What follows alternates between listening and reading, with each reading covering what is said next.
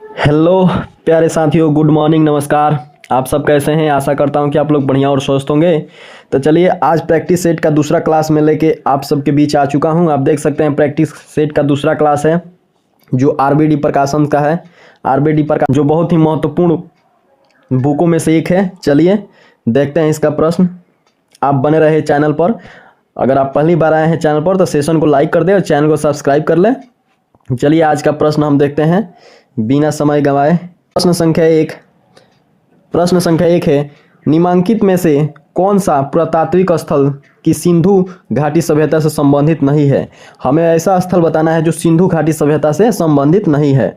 तो ये हो जाएगा बालाकोट। ऑप्शन नंबर बी में दिया गया है बालाकोट। आप देख सकते हैं रोम संबंधित है, लोथल संबंधित है, कालीबंगा संबंधित है, लेकिन बालाकोट संबंधित नहीं है। तो ऑप्शन नंबर बी हो जाएगा बालाकोट। चलिए प्रश्न संख्या दूसरा देखते हैं। द्वितीय बौद्ध परिषद कहाँ हुई थी?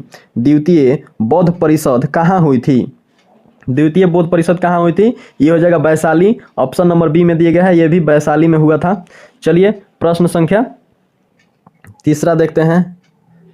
प्रश्न संख्या तीसरा है, भारतीय राष्ट्रीय कांग्रेस के पहले अंग्रेज अध्यक्ष कौन थे? हमें बताना है भारतीय राष्ट्रीय कांग्रेस के पहले अंग्रेज अध्यक्ष के बताना है, पहले अंग्रेज अध्यक्ष। तो ये हो जाएगा option number B George Yule थे। चलिए प्रश्न संख्या नेक्स्ट देखते हैं। प्रश्न संख्या 4 है, स्वतंत्रता प्राप्ति से पूर्व भारत में आए ब्रिटिश कमीशनों में से श्वेत कमीशन किसे कहा गया? हमें बताना है श्वेत कमीशन के बारे में। हमें किसे बताना है? श्वेत कमीशन के बारे में बताना है। तो ये हो जाएगा श्वेत कमीशन। साइमन कमीशन को ही श्वेत कमीशन के नाम से जाना जाता था। साइमन कमीशन को ही श्वेत कमीशन के नाम से जाना जाता था। प्रश्न संख्या 5 देखेंगे। प्रश्न संख्या 5 है, ब्रिटिश भारत के किस गवर्नर जनरल ने स्थानीय सरकार की स्थापना के लिए पहल की थी? ब्रिटिश भारत के किस गवर्नर जनरल ने स्थानीय सरकार की स्थापना के लिए पहल की थी? ये हो जाएगा Lord Ripon. Option number C में दिया गया Lord Ripon. Option number C में दिया गया लॉर्ड रिपिन। चलिए प्रश्न संख्या नेक्स्ट देखते हैं। प्रश्न संख्या 6 है, रविंद्रनाथ टैगोर ने निम्नलिखित में से किस देश का राष्ट्रीय गान लिखा है? हमें बताना है रविंद्रनाथ टैगोर ने निम्नलिखित में से किस देश का राष्ट्रीय गान लिखा है? तो ये हो जाएगा option number D Bangladesh. Option number D हो जाएगा बांग्लादेश। प्रश्न संख्या 7 देखेंगे। प्रश्न संख्या 7 है, विलियम वैटिक द्वारा निम्न में से किस सुधारक उपाय को लागू नहीं किया गया था? किस सुधारक उपाय को लागू नहीं किया गया था? ये हो जाएगा दास्ता का अंत। ऑप्शन नंबर ए में दिया गया है दास्ता का अंत। ऑप्शन नंबर ए में दिया गया है दास्ता का अंत। चलिए प्रश्न संख्या 8 देखते हैं। प्रश्न संख्या 8 है, इसमें से कौन सा देश द्वितीय विश्व युद्ध के दौरान धुरी राष्ट्र गुट का सदस्य नहीं था? हमें बताना है धुरी राष्ट्र गुट का सदस्य नहीं था। धुरी राष्ट्र गुट का सदस्य नहीं था। ये हो जाएगा चीन। ऑप्शन नंबर सी में दिया गया है चीन। चीन था जो धुरी राष्ट्र गुट का सदस्य नहीं था। प्रश्न संख्या 9 देखेंगे। प्रश्न संख्या 9 है, शिकागो में 1893 में विश्व धर्म संसद में किसने भाग लिया था? किसने भाग लिया था? हमें बताना है विश्व धर्म संसद में किसने भाग लिया था? तो ये हो जाएगा option number B Vivekananda. Option number B हो जाएगा विवेकानंद। चलिए प्रश्न संख्या 10 देखेंगे। संविधान सभा का उपाध्यक्ष चुना गया। संविधान सभा का उपाध्यक्ष किसे चुना गया? तो हमें बताना है संविधान सभा का उपाध्यक्ष किसे चुना गया था? तो ये होगा एच.सी. मुखर्जी। ऑप्शन नंबर डी में दिया गया है एच.सी. मुखर्जी। एच.सी. मुखर्जी हो जाएगा हरेंद्र कुमार मुखर्जी। इनका पूरा नाम क्या है? हरेंद्र कुमार मुखर्जी। चलिए प्रश्न संख्या 11 देखेंगे। किसे भारत का संविधान का वास्तुकार माना जाता है? वास्तुकार माना जाता है। ये हो जाएगा ऑप्शन नंबर सी में दिया गया है बी.आर. अम्बेडकर। चलिए प्रश्न संख्या अगले नेक्स्ट देखते हैं। प्रश्न संख्या 12 है, भारतीय संविधान में कानून बनाने की निर्धारित प्रक्रिया काफी हद तक संविधान द्वारा प्रभावित है। किस संविधान द्वारा प्रभावित है? मतलब किस संविधान के द्वारा प्रभावित है? तो ये हो जाएगा ऑप्शन नंबर डी संयुक्त राज्य अमेरिका द्वारा। संयुक्त राज्य अमेरिका द्वारा। संयुक्त राज्य अमेरिका द्वारा। चलिए प्रश्न संख्या 13 देखते हैं। प्रश्न संख्या 13 है, निम्नलिखित में से किस राज्य के नीति निर्देशक तत्व की सूची में सम्मिलित नहीं किया गया? बताना है निम्नलिखित में से किसे राज्य के नीति निर्देशक तत्वों की सूची में सम्मिलित नहीं किया गया? तो ये हो जाएगा ए धार्मिक अधिकार का। प्रश्न संख्या 14 है, निम्नलिखित में से कौन सा भारत में मौलिक अधिकार नहीं है। हमें बताना है निम्नलिखित में से कौन सा भारत का मौलिक अधिकार, भारत में मौलिक अधिकार नहीं है, भारत में मौलिक अधिकार नहीं है। तो ये हो जाएगा ऑप्शन नंबर बी, काम करने का अधिकार। ऑप्शन नंबर बी हो जाएगा काम करने का अधिकार। चलिए प्रश्न संख्या 15 देखेंगे। प्रश्न संख्या 15 है, भारत का प्रधानमंत्री बनने के लिए न्यूनतम आयु क्या है। भारत का प्रधानमंत्री बनने के लिए न्यूनतम आयु क्या है। तो ये हो जाएगा ऑप्शन नंबर सी, 25 वर्ष। कम से कम 25 वर्ष उम्र होना चाहिए, तब आप प्रधानमंत्री बन सकते हैं।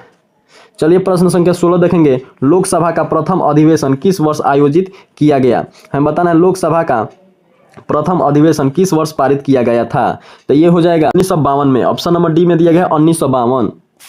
प्रश्न संख्या 17 देखेंगे, नगर निगम का अध्यक्ष कौन होता है। हमें बताना है नगर निगम का अध्यक्ष कौन होता है। तो नगर निगम का अध्यक्ष महापौर होते हैं, महापौर होते हैं। नगर निगम का अध्यक्ष महापौर होते हैं, जो पंचायती राज व्यवस्था के तहत सीधे राज्य सरकार के साथ बातचीत करता है। चलिए प्रश्न संख्या 18 देखेंगे। प्रश्न संख्या 18 है, पहली महिला लोकसभा अध्यक्ष थी। हमें बताना है कौन महिला पहली लोकसभा अध्यक्ष थी। तो ये हो जाएगा Meera Kumar. Option number D में दिया गया मीरा कुमार कल ही है, लेकिन वो महिला है। प्रश्न संख्या देखेंगे 19। प्रश्न संख्या 19 है, भारतीय संविधान में वह संशोधन जिसने मतदान आयु को 21 से 18 वर्ष तक घटा दिया गया, मतदान आयु को 21 से 18 वर्ष तक घटा दिया गया, वह संशोधन कौन सा है। तो वो संशोधन हो जाएगा 61वें संशोधन, 61वें संविधान संशोधन हो जाएगा। चलिए प्रश्न संख्या 20 देखेंगे, अपनी धुरी पर पृथ्वी के घूर्णन की दिशा है। अपनी धुरी पर पृथ्वी की घूर्णन की दिशा है पश्चिम से पूरब, पश्चिम से पूरब। चलिए प्रश्न संख्या अगला देखेंगे। प्रश्न संख्या 21, प्योंग यांग किस देश की राजधानी है। तो ये हो जाएगा ऑप्शन नंबर डी, उत्तर कोरिया, उत्तर कोरिया। चलिए प्रश्न संख्या 22 देखेंगे, वायुमंडल की ओजोन परत निम्न में से मुख्यतः किसके द्वारा नष्ट हो रही है, किसके द्वारा नष्ट हो रही है। हमें बताना है वायुमंडल की ओजोन परत निम्न में से मुख्यतः किसके द्वारा नष्ट हो रही है। ये हो जाएगा option number D, dioxide. Option number D हो जाएगा सल्फर डाइऑक्साइड। चलिए प्रश्न संख्या 23 है, भारत की मुख्य भूमि का दक्षिणतम अक्षांश क्या है। ये हो जाएगा option number D, 8 degree 4 north अक्षांश, 8 डिग्री 4 नॉर्थ अक्षांश हो जाएगा। चलिए प्रश्न संख्या नेक्स्ट देखेंगे। दोस्तों आप लोग से एक रिक्वेस्ट है, अगर आप सेशन में पहली बार जुड़े हैं तो सेशन को लाइक कर दीजिए और चैनल को सब्सक्राइब कर लीजिए, ताकि मेरा वीडियो सबसे पहले आप तक पहुंचे और आपके एग्जाम का प्रीवियस ईयर क्वेश्चन और प्रत्येक प्रकाशन के बुक का सेट मिल सके। तो चलिए प्रश्न संख्या 24 देखते हैं। तो प्रश्न संख्या 24 देखेंगे, भारतीय हिमालयी क्षेत्र की सबसे ऊंची चोटी है। हमें बताना है भारतीय हिमालयी क्षेत्र की सबसे ऊंची चोटी है। ये हो जाएगा कंचनजंगा। ऑप्शन नंबर ए में दिया गया है, ये भारतीय हिमालय क्षेत्र की सबसे ऊंची चोटी है कंचनजंगा। चलिए प्रश्न संख्या 25 देखेंगे, गोदावरी नदी का उद्गम स्थल किस राज्य में है। हमें बताना है गोदावरी नदी का उद्गम स्थल किस राज्य से है, मतलब गोदावरी नदी कहां से निकलती है। तो ये हो जाएगा ऑप्शन नंबर सी, महाराष्ट्र से। Option number C, Maharashtra. प्रश्न संख्या 26 है, कृष्णा नदी जल विवाद से संबंधित राज्य कौन से हैं। कृष्णा नदी जल विवाद से संबंधित राज्य कौन से हैं। तो ये हो जाएगा Maharashtra, Andhra Pradesh, Karnataka. Option number C में दिया गया है महाराष्ट्र, आंध्र प्रदेश, कर्नाटक। प्रश्न संख्या अगला देखेंगे। प्रश्न संख्या 27 है, कारक जो जलवायु को प्रभावित नहीं करता है वो है। कारक जो जलवायु को प्रभावित नहीं करता है वो है, ये हो जाएगा ऑप्शन नंबर डी, पृथ्वी की परिभ्रमण गति, पृथ्वी की परिभ्रमण गति, पृथ्वी की परिभ्रमण गति। चलिए प्रश्न संख्या 28 देखेंगे, काली मिट्टी को भी कहते हैं। काली मिट्टी को एक और किस नाम से जाना जाता है, तो उसे रेगुण मिट्टी के नाम से भी जाना जाता है। ऑप्शन नंबर ए में दिया गया रेगुण मिट्टी। चलिए प्रश्न अगला देखेंगे। प्रश्न संख्या 29 है। प्रश्न संख्या 29 है, अलग अलग किस्म की फसल को उस जमीन में बारी बारी से उगाना तकनीकी रूप से क्या कहलाता है। तकनीकी रूप से क्या कहलाता है। प्रश्न संख्या 29 है, अलग अलग किस्म की फसल को उसी जमीन में बारी बारी से उगाना तकनीकी रूप से क्या कहलाता है। तकनीकी रूप से क्या कहलाता है। तो ये हो जाएगा फसल प्रत्यावर्तन, फसल प्रत्यावर्तन। ऑप्शन नंबर ए में दिया गया फसल प्रत्यावर्तन। चलिए प्रश्न संख्या अगला देखेंगे। प्रश्न संख्या 30 है, निम्नलिखित राज्यों में से किसकी सबसे कम जनसंख्या है? निम्नलिखित राज्यों में से किसकी सबसे कम जनसंख्या है? ये सिक्किम, ऑप्शन नंबर ए में दिया गया सिक्किम की सबसे कम जनसंख्या है। संख्या 31 देखेंगे, किस अर्थशास्त्री के अनुसार अर्थशास्त्र मनुष्य के भौतिक कल्याण का अध्ययन है? और अर्थशास्त्र मनुष्य के भौतिक कल्याण का अध्ययन है। एडम स्मिथ जो एक अर्थशास्त्री हैं। चलिए प्रश्न संख्या देखेंगे 32, व्यष्टि अर्थशास्त्र का संबंध है। व्यष्टि अर्थशास्त्र का संबंध है व्यक्तिगत आर्थिक एजेंटों के व्यवहार से संपूर्ण अर्थव्यवस्था की समझ से, और ये दोनों सही हो जाएगा तो ऑप्शन नंबर सी सही है, ए और बी दोनों। चलिए प्रश्न संख्या अगला देखेंगे। प्रश्न संख्या 33 है, दुधवा नेशनल पार्क कहाँ स्थित है? हमें बताना है दुधवा नेशनल पार्क, हमें बताना है दुधवा नेशनल पार्क कहाँ स्थित है? उत्तर प्रदेश में। उत्तर प्रदेश में दुधवा नेशनल पार्क कहाँ स्थित है? उत्तर प्रदेश में। चलिए प्रश्न संख्या 34 देखेंगे, किसने गार्डन सिटी का सिद्धांत विकसित किया? हमें बताना है किसने गार्डन सिटी का सिद्धांत विकसित किया? गार्डन सिटी का सिद्धांत विकसित किया एवेंजर हॉवर्ड। एवेंजर हॉवर्ड हो जाएगा, ऑप्शन नंबर ए में दिया गया है। चलिए प्रश्न संख्या नेक्स्ट देखेंगे। प्रश्न संख्या 35 है, अंतर्राष्ट्रीय साक्षरता दिवस प्रत्येक किस दिन को मनाया जाता है? अंतर्राष्ट्रीय साक्षरता दिवस प्रत्येक किस दिन को मनाया जाता है? 8 सितंबर 1965 से मनाया जाता है। एक रंग बिरंग और मंत्र मुग्ध कर देने वाला मेला है जो प्रत्येक वर्ष उत्तर प्रदेश में के मेरठ में होली के कुछ दिनों बाद मनाया जाता है। होली के कुछ दिनों बाद मनाया जाता है तो ये नौचंदी मेला है जो ऑप्शन नंबर बी में दिया गया है। होली के कुछ दिन बाद मनाया जाता है नौचंदी मेला।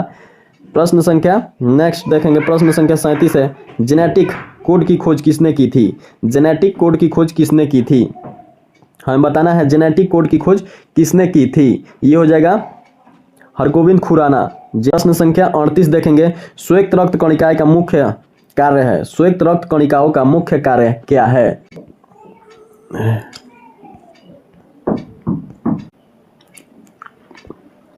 श्वेत रक्त कणिकाओं का मुख्य कार्य क्या है? तो ऑप्शन नंबर बी हो जाएगा संक्रमण से लड़ना। संक्रमण से लड़ना श्वेत रक्त कणिकाओं का कार्य है संक्रमण से लड़ना। प्रश्न संख्या 39 देखेंगे, पौधों में पानी और पोषण तत्वों के परिवहन के लिए संवहनी ऊतक को कहा जाता है। संवहनी ऊतक को कहा जाता है, ऑप्शन नंबर सी हो जाएगा जाइलम। संवहनी ऊतक जाइलम ऊतक को कहा जाता है। संवहनी ऊतक जाइलम को कहा जाता है। प्रश्न संख्या नेक्स्ट देखेंगे। प्रश्न संख्या 41 है, अम्लीय जठर रस किसके द्वारा स्रावित होता है? हमें बताना है अम्लीय जठर रस किसके द्वारा स्रावित होता है? ये हो जाएगा अमाशय के द्वारा। ऑप्शन नंबर डी में दिया गया अमाशय के द्वारा। ऑप्शन नंबर डी में दिया गया अमाशय के द्वारा। चलिए प्रश्न संख्या 41 देखेंगे, श्वेत रक्त कणिकाएं का मुख्य कार्य क्या है? ये देखिए रिपीटेड क्वेश्चन है, हम पीछे देख चुके हैं, 38 नंबर क्वेश्चन में देख चुके हैं। तो ये हो जाएगा ऑप्शन नंबर बी संक्रमण से लड़ना। दो जगह पूछ दिया गया है, टाइपिंग मिस्टेक हो सकता है। चलिए प्रश्न संख्या 42 देखेंगे, प्रत्येक ब्रिक किन लाखों छोटी नलिकाओं से बना होता है? हमें बताना है प्रत्येक ब्रिक किन लाखों छोटी नलिकाओं से बना होता है। उसे ब्रिकाणु या नेफ्रॉन भी कहा जा सकता है। ऑप्शन नंबर डी में दिया गया है विक्राणु या नेफ्रॉन उसका सबसे छोटी इकाई होता है, उसे ही हम विक्राणु भी कहते हैं, जो ऑप्शन नंबर डी में दिया गया है, जो ऑप्शन नंबर डी में दिया गया है। चलिए प्रश्न संख्या 43 है, घेघा रोग किसकी कमी से होता है? हमें बताना है प्रश्न संख्या 43 घेघा रोग किसकी कमी से होता है? तो ये हो जाएगा option number B. Option number B हो जाएगा आयोडीन की कमी से। ऑप्शन नंबर बी हो जाएगा आयोडीन की कमी से घेघा रोग होता है। चलिए प्रश्न संख्या नेक्स्ट देखेंगे। हमें बताना है प्रश्न संख्या 44, मानव शरीर का कौन सा अंग इंसुलिन पैदा करता है? मानव शरीर का कौन सा अंग इंसुलिन पैदा करता है? तो ये हो जाएगा अग्नाशय। ऑप्शन नंबर बी में दिया गया है अग्नाशय। ऑप्शन नंबर बी में दिया गया है अग्नाशय इंसुलिन स्रावित करता है। चलिए प्रश्न संख्या नेक्स्ट देखते हैं। प्रश्न संख्या 45 है, एड्स क्या है? एड्स क्या है? तो ये हो जाएगा ऑप्शन नंबर बी घातक मृत्यु रोग। घातक मृत्यु रोग हो जाएगा ऑप्शन नंबर बी में दिया गया घातक मृत्यु रोग। प्रश्न संख्या 46 देखेंगे। प्रश्न संख्या 46 है, नील हरित शैवाल है। हमें नील हरित शैवाल के बारे में बताना है। ये हो जाएगा ऑप्शन नंबर सी स्वपोषी। नील हरित शैवाल किस प्रकार का है? स्वपोषी है, जो ऑप्शन नंबर सी में दिया गया है। चलिए प्रश्न संख्या नेक्स्ट देखेंगे। प्रश्न संख्या 47 है, निम्नलिखित में से किसको दुग्ध शर्करा भी कहते हैं? किसको दुग्ध शर्करा भी कहते हैं? ये हो जाएगा लैक्टोज को। ऑप्शन नंबर ए में दिया गया है लैक्टोज। ऑप्शन नंबर ए में दिया गया है लैक्टोज। चलिए प्रश्न संख्या नेक्स्ट देखेंगे। प्रश्न संख्या 48 है, निम्नलिखित में से कौन सी ग्रीन हाउस गैस नहीं है?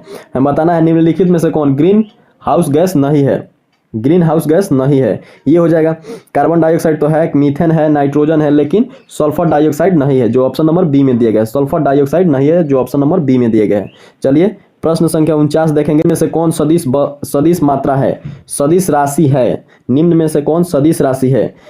तो ये है प्रतिबल हो जाएगा। प्रतिबल, दाब नहीं होगा, ऊर्जा नहीं होगा, कार्य नहीं होगा, लेकिन प्रतिबल हो जाएगा। चलिए प्रश्न संख्या 50 देखते हैं।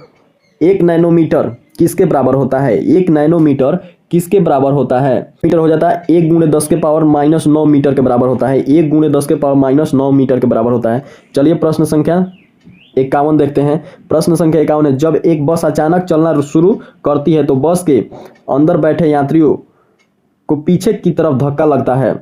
यह उदाहरण न्यूटन के किस नियम को दर्शाता है? यह उदाहरण न्यूटन के किस नियम को दर्शाता है? तो ये हो जाएगा ऑप्शन नंबर ए में देगा न्यूटन गति का पहला नियम। ऑप्शन ए में देगा न्यूटन गति का पहला नियम का उदाहरण है। चलिए प्रश्न संख्या नेक्स्ट देखेंगे। प्रश्न संख्या 52 है, आकाश में उड़ते पक्षी में होता है। आकाश में उड़ते पक्षी में कौन सा ऊर्जा होता है? बताना है आकाश में उड़ती पक्षियों में कौन सा ऊर्जा होता है। तो इसका हो जाएगा ऑप्शन नंबर डी, गतिज ऊर्जा और स्थितिज ऊर्जा दोनों। गतिज ऊर्जा और स्थितिज ऊर्जा दोनों। चलिए प्रश्न संख्या 53 देखते हैं। प्रकाश संश्लेषण में पौधे कौन सी गैस का अवशोषण करते हैं? प्रकाश संश्लेषण में पौधे कौन सी गैस का अवशोषण करते हैं? ये हो जाएगा कार्बन डाइऑक्साइड। ऑप्शन नंबर ए में दिया गया है कार्बन डाइऑक्साइड। चलिए प्रश्न संख्या 54 है, ध्वनि सबसे तेज संचार करती है। ध्वनि सबसे तेज संचार करती है, मतलब ध्वनि किस माध्यम में सबसे तेज गति करती है? तो ये हो जाएगा ऑप्शन नंबर ए ठोस में। चलिए प्रश्न संख्या 55 देखते हैं। एक सौर जल हीटर से गर्म जल प्राप्त नहीं हो सकता। एक सौर जल हीटर से गर्म जल प्राप्त नहीं हो सकता। ये हो जाएगा बादल छाए हुए दिन में। ये बादल छाए हुए दिन में ऑप्शन नंबर बी में दिया गया है। चलिए प्रश्न संख्या नेक्स्ट देखते हैं। प्रश्न संख्या 56 है, आपतन का कोण इनके बीच का कोण है। आपतन का कोण इनके बीच का कोण है। तो ये हो जाएगा सतह पर अभिलंब तथा आपतित किरण, इन दोनों के बीच का कोण को क्या कहते हैं? आपतन कोण। ऑप्शन नंबर सी में दिया गया है। चलिए प्रश्न संख्या नेक्स्ट देखते हैं। प्रश्न संख्या 57 है, एमसीबी जो लघु पथन के मामले में वैद्युत की पूर्ति को काट देता है काम करता है, मतलब वो किस प्रभाव पर काम करता है क्या या किस नियम पर काम करता है? तो 57 का हो जाएगा धारा के चुंबकीय प्रभाव पर।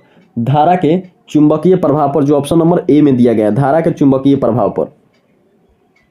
चलिए प्रश्न संख्या नेक्स्ट देखेंगे।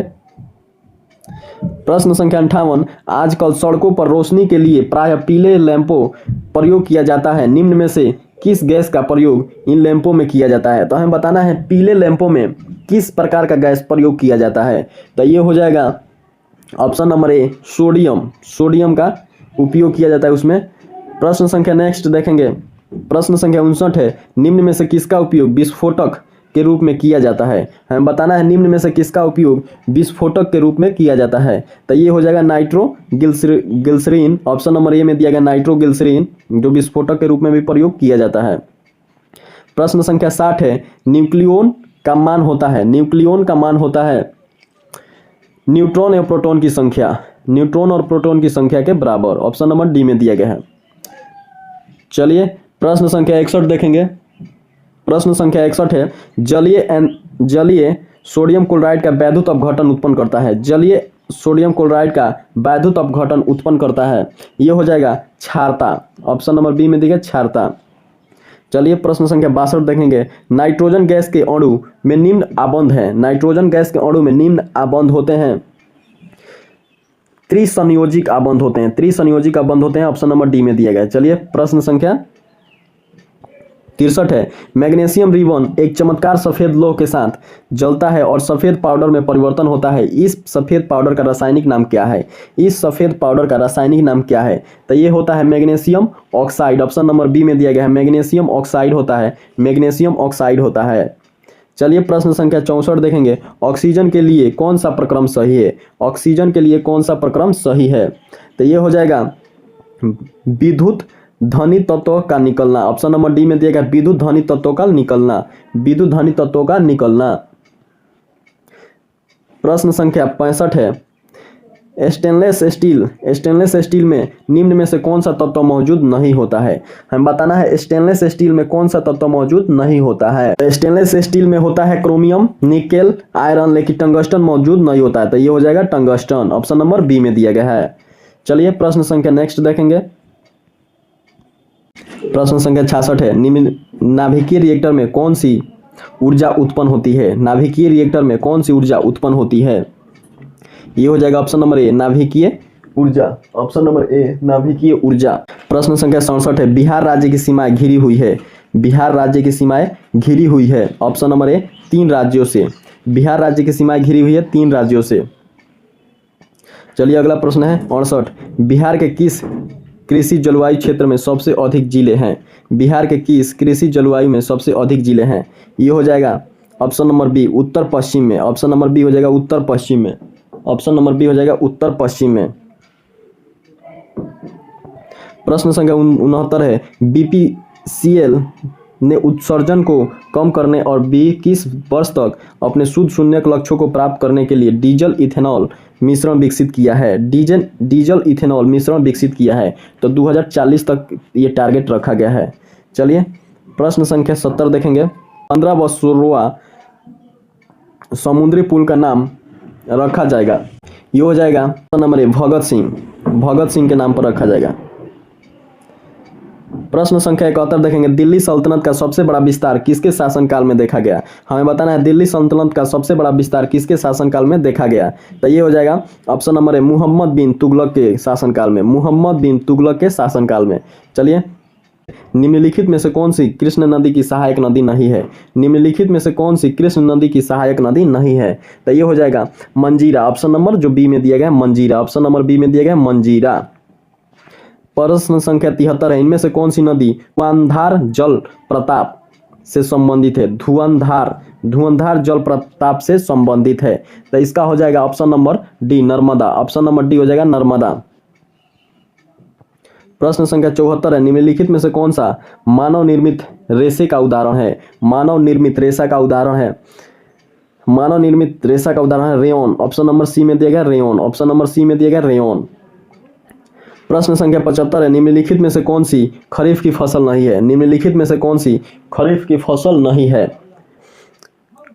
ये हो जाएगा ऑप्शन नंबर डी गेहूं। ये खरीफ का फसल नहीं है। प्रश्न संख्या 76 है। राजा राम मोहन राय के विचार के प्रचार प्रसारण के लिए तत्वबोधिनी सभा की स्थापना इनमें से किसने की थी?